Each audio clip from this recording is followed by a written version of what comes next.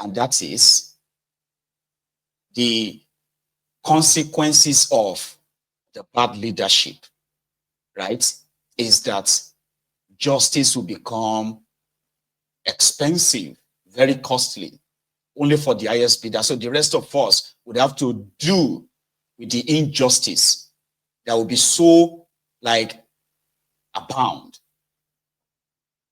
So in a corrupt system that these criminals have created, right? So your right, so my right, so they are going to be determined by how they feel towards me and you. There's something I can possibly do, which is not wrong, but I've got to be punished for it.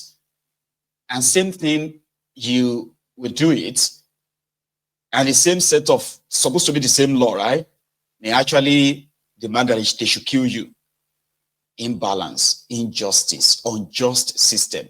Now everybody go collect. Even this Chinese, who was also demanding for his release, telling his own personal story in the end of with the weekend in Abuja, his money and all that. Garrick Abuja having his mouth figure out why money was vanished. EFCC's work party arresting him and his friend Seyi. Then we lost the track of VDM's mouth for a bit, breaking out her family. EFCC said VDM was doing cyber stalking, but they didn't show the proof or say who complained. Sound fishy, right? Ross knows that they enabled him to shut him up for exposing powerful people. Nigeria Ross said arrest got to be fair and follow laws. But EFCC's arrest of VDM was totally mess and illegal. Here's the how. They didn't tell anyone why. What happened? EFCC dragged VDM and Seyi away without saying why. His mom was terrified and his family had no clue where he was until the lawyers tracked him to EFCC's jail. Nigeria Constitution, Section 35 says, cops must tell you why you are arrested right away. Yeah, language you got, they got to let your family know where you are too. EFCC keep quiet, straight up, illegal. Why is so bad? VDM's family was panicked, couldn't get a lawyer fast, and the VDM was stuck with no way to defend himself. Arrest was a hot mess. No clear warrant. EFCC waived the warrant signed by a judge, saying VDM did cyber stalking, but they didn't show it to VDM during the arrest. And when his lawyer asked for the details, they dodged. Not even say who snitched, shady, also back acting suspicious. VDM's lawyer said he was locked inside the GT bag store for 5 minutes. Then EFCC busted in. Feel like the bag tipped them off. GT bags swear they are innocent, but CCTV show the arrest happened right there. We ate by it, acting like jokes. EFCC brought forward VDM and Seyi, calms and robots, threatened to shoot and scare VDM's mom, plus some pregnant women and old folks nearby. The EFCC Act, Section 7, say arrest needs the proper warrant and the good reason. The Constitution, Section 35, bans random arrest. This scale arrest make everyone think EFCC can grab everybody. No question asked. And they also lock it up too long. What happened? VDM got nabbed May 2, but by May 4, over 44 hours, EFCC didn't charge him or take him to court. They even tired questioning Seyi without charges. It makes no sense. The Constitution, Section 35 says, you got 24 to 48 hours max before court or release.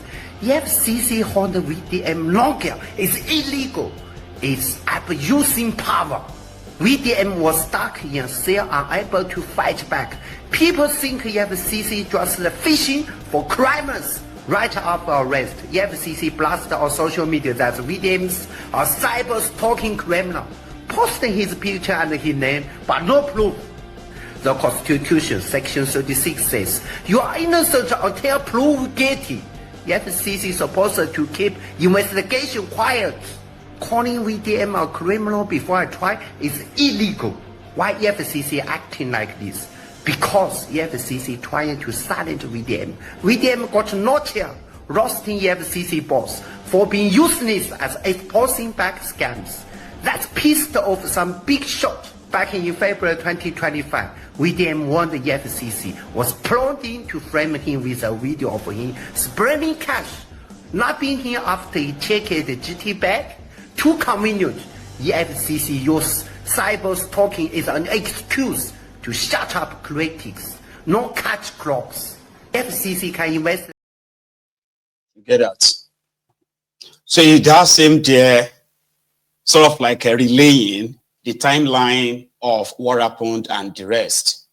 Obviously, constitutionally, even by the EFCC Act as well, a Chinese was quoting all of that to remind those who were supposed to be acting by law. So this evening, they released him to Deji Adeyanju. The condition for his bail, we have no idea. And at the same time, the charges why they held him that long, we also have no clue. But I think we do now. Listen to this just 30 seconds clip of his, where he said, you know, watch. Criminal. How do you put money laundering for best man don't get money? You don't launder your own money now. Who broke you now criminal now? I don't to do charity. They wonder how. They don't know how they use debt to do charity. Anyways, we're outside with my lawyer, of course, and you know what we do. We can never get inside when we have our lawyer by our side. So right now, by strategy, you are going to survive me with at least $3,000 first for the starts.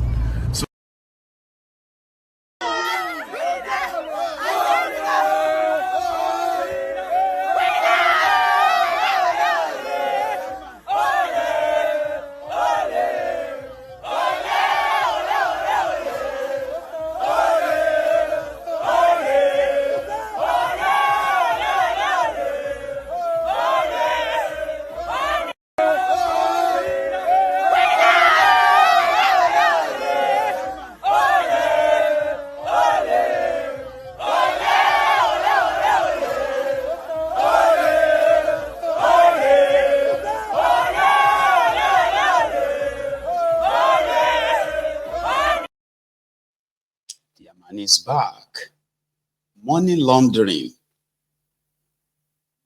So he said, he asked, rhetorically that the see we no get money, they launder money. So can we now say the EFCC kidnapped him because they suspect him to be involved in money laundering? We can say that, right? But they are suspecting him for money laundering, but they don't have any evidence that they said they are still doing investigation until the investigation is concluded. And that is where the conspiracy theorists, the loopholes they found, and they said, well, they only took him to distract everybody from what Seyi Tinubu did when he beat up the supposed, his name is, okay, let me say his name. His name is Atiku Abubakar Issa, the NANS president, that was told not to contest against the candidate of Seyi Tinubu. But he refused to step down. And eventually he got elected. Then the day of his inauguration, Seyi Tinubu's thugs allegedly invaded the venue, beat everybody up, scattered everything, but they took themselves elsewhere to do the inauguration to confirm him. And according to him, Seyi Tinubu now invited him to Lagos to have a peace talk. And in that peace talk, he said Seyi Tinubu offered him 100 million naira, a bribe. That is to let go and let the guy that will do their bidding continue as the new president. Now, when that news broke, a lot of people felt like, she don't make it. I mean, are you hearing what we are hearing? Is it true? They said that she, you know, why is she Tinubu interested in NANS? Blah, blah, blah, blah, blah. Then the guy came out himself 2 days or so later to tell the story of how he was kidnapped after meeting with Seyi Tinubu, beaten up, and they naked him, took his pictures, and they threatened that they were going to publish all those pictures and videos. He said that unexpectedly. He also said that Seyi Tinubu threatened that they will kill him, all right, and nothing will happen. The police IG will close the case and there will not be any case at all. And if the police IG failed to do that, it will be removed by his father. The guy said all of that. There's still no reaction. Few minutes or few hours after that, they published this image on the right. Exactly what the guy said. They beat him up, stripped him naked, took his pictures, and released him with a threat that if he failed to listen to what he just told him to step away, they will publish these pictures. And the pictures were published. I mean, he didn't beat himself up, took his own picture, tortured himself in that way now. But guess what? While we were at it, it was almost like dying down as well. Because there was no real reaction. I expected reactions from you students. But that one too, because people are already so divided and they have been so abused for so long in an abusive system, right? That rather than question or the police investigate the allegation, because that's an assault with the evidence of bodily harm. Abi, there was no reaction anywhere until DSS kidnapped VDM. And then the EFCC took him. And suddenly, everybody who wanted to do something, they were distracted. So now they don't release VeryDarkMan. Here you get. And maybe you don't know. Not only that, the guy has been living in hiding before now. DSS, they have arrested him now. Yeah, are you not aware? They arrested him yesterday. Now, the DSS they are staging their own crime scene for him. That he is actually the aggressor. He is the criminal. So maybe soon you may see him paraded with guns when he's going to come and confess and say he is the one that attacked Seyi Tinubu. So if everybody felt distracted that time, well, I don't think you should be distracted anymore. So whatever you wanted to do last week, we VeryDarkMan distracted you. This is the best time. Before the DSS picked the guy up, nearly a week ago, when he came out from the hands of those who abducted him, he told everybody this. There was no reaction. I was invited to Lagos to meet with Seyi. I met with Seyi and the Minister for Youth. The Minister for Youth, when he saw me, he hugged me in Lagos. We talked, and I was to be offered 100 million naira. But the thing is, it's not all about money. There are things which I stand for. You cannot ask me to begin to promote a president who has not done something for me to say he has done it. If he does something good, I will promote him. We will support him as the president and commander-in-chief. But where he is, you cannot say I should keep quiet. I won't do that. That we couldn't settle. And they felt that I'm being stubborn not to accept money and to come to Lagos without accepting money and going back. So they planned my abduction, and on the 15th, I was abducted. Of April, I was abducted, stripped naked, beaten seriously, in collaboration with the MD of NTA. The MD of NTA, I was packaged to NTA to make involuntary statement that I am no longer, that I have renounced my position as NANS president. I did that to gain my freedom. But immediately I released a press statement that I was forced, it was under duress, and because I was naked, I was beaten. They claimed that they will share the video. That Seyi told them that they can share the video, nothing will happen. And that even if they kill me, he will order. That was the word Ladoja used. It is Ladoja that is telling me this. That he will instruct, yes, he will instruct the Inspector General of Police to cover it up. And if he doesn't do that, he will go. So I now asked, even this morning when somebody was telling me that, you know who Seyi is, I say, yes, Seyi is an ordinary citizen like myself. He's not occupying any official position. I told them yesterday, I made it clear, that even if I'm coming to this hall and I'll be short, I'll still come to this hall. At the end, today, the inauguration is concluded and I'm the NANS president. I want Nigerians to know what has happened and that we are not going to give up and that Seyi can do anything he wants to do. He's already in this hotel. This inauguration wouldn't have held. You can see the organization is not correct. See the way the things was hardly done. I told the MC, quickly start. Don't do no protocol.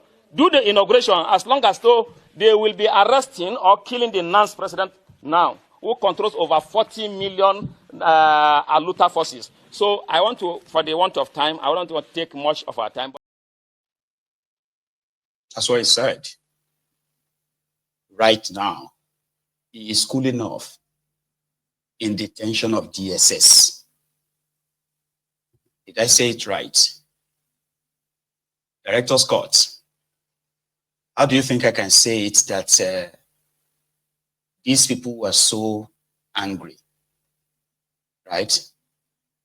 That the VDM distracted them. How can I say it to them that they can actually be angry for the right reason? I don't know. NANS president is currently in DSS detention and possibly also being tortured. He's already, we have been told that he's been made to write a statement that he lied against Seyi Tinubu. Baba, when I beat somebody like this,